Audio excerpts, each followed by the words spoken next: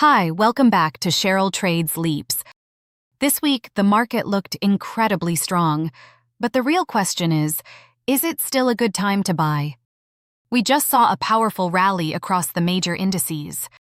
As we look at the charts, both the Nasdaq 100 and the S&P 500 are showing strong upward momentum this week. The Nasdaq 100 led the move, pushing nearly 6% higher, which tells us that growth and AI-driven names are still driving the market. The S&P 500 also moved higher, but at a slower pace, around 4%, which shows broader participation, not just tech. Momentum is clearly back, risk appetite is rising, and money is flowing into equities again. On the surface, everything looks bullish. But as disciplined traders, we need to go deeper than that. 1. What happened this week? This week was driven by three key factors. First, geopolitical tension eased, which helped bring oil prices down. Lower oil reduces inflation pressure, and that supports higher stock valuations. Second, earnings expectations are strong, especially in tech and AI. This continues to attract institutional capital into the market.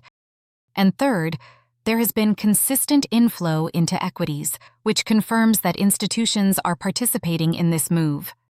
2. The truth most traders miss. But here's the part most traders ignore.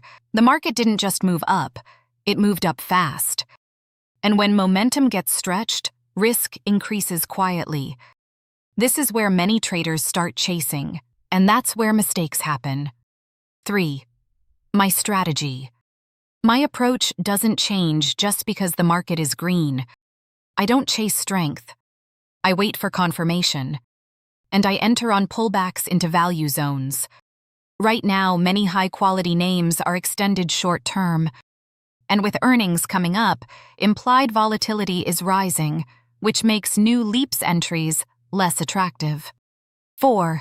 Actionable plan. So what should we actually do?